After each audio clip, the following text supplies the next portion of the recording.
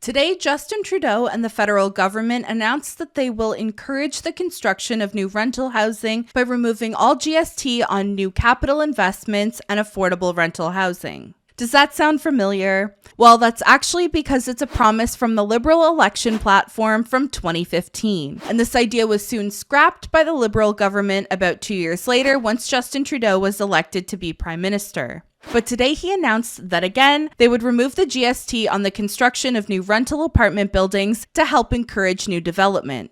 Is this going to make an impact on rental prices? Is it too little too late? That's what we'll talk about in today's video. But first, my name is Jessie McLellan and I'm a realtor here in Oshawa, Ontario. If you'd like to stay up to date on everything happening in the real estate market, especially in Durham region, then don't forget to subscribe to the channel and please hit that like button to help me reach more people like you. So Justin Trudeau first campaigned on this promise in 2015 prior to being elected as the Prime Minister of Canada. But shortly after, in 2017, his party decided to drop that idea, citing that there were more effective ways of encouraging the construction of affordable rental housing. But now it's back, and I really don't hate the idea at all. It helps encourage developers to bring more rental inventory to the market, and the more supply we can get on the market, the more cost-effective it should be for renters, and the more money developers should be able to make, so it seems like a win-win. What I'm not thrilled about is the fact that it took this long to come out and do something.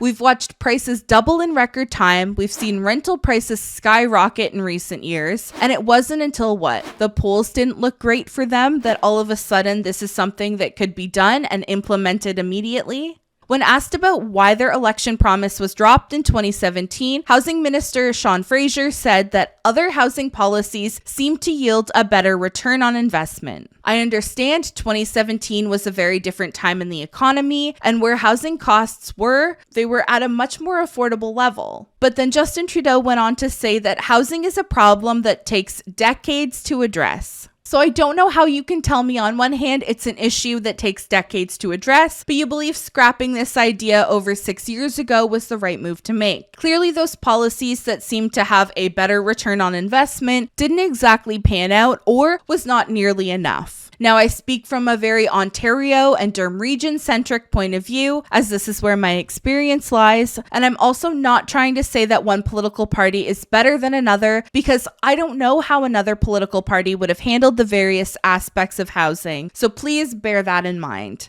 What I do know is this isn't a problem that can be fixed overnight, and Trudeau's correct. Housing is a problem that takes years and years to address, but that's because it's a problem that took years and years to create, while government after government was okay kicking the can down the road. My questions now are, is this too little too late?